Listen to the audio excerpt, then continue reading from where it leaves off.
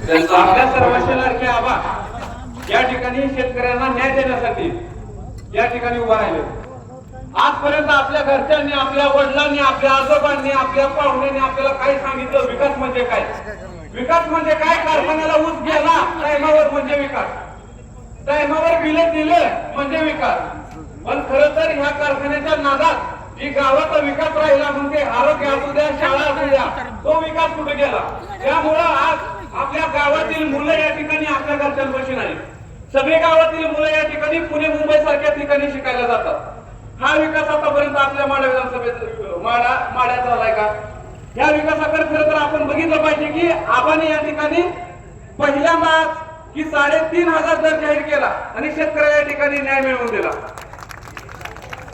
मला सांगा, तुम्हाला आरोग्य विषय घेतला, आता बेंबळ्यात तुला अटॅक आला तर बेंबळ्यातली माणसं पुढे जातात? मला सांगा.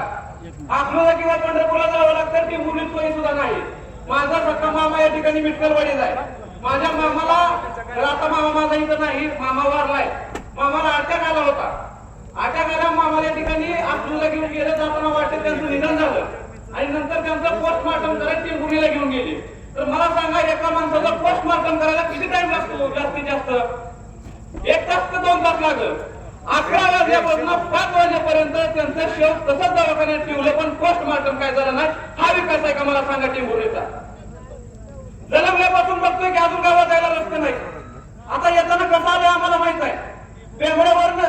कोंबऱ्यावरनं जर टेंभुर्णीला जायचं म्हणून कर्का मार्गी जावं लागतंय. 30 वर्ष तुम्ही काय केलं मला सांगा. आज हा सुशिक्षित तरुण तुम्हाला प्रश्न विचारतोय. तुम्ही आज 30 वर्ष राजकारण करून समाजकारण 0 केलं आणि राजकारणाने साखर कारखाना तुम्ही 100% केला.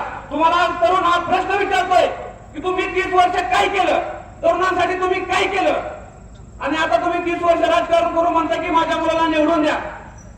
मी तुम्हाला सर्वांना एक सांगतो, 30 वर्षाचा बॅकलॉग जर भरून काढायचा असेल तर येणाऱ्या 20 तारखेला तुतारी चिन्हासमोर बटन दाबून आपल्याला हा माणूस या ठिकाणी विधानसभेत पाठवायचा आहे.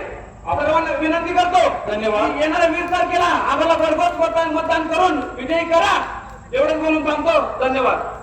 यानंतर संजय बाबा कोकाटे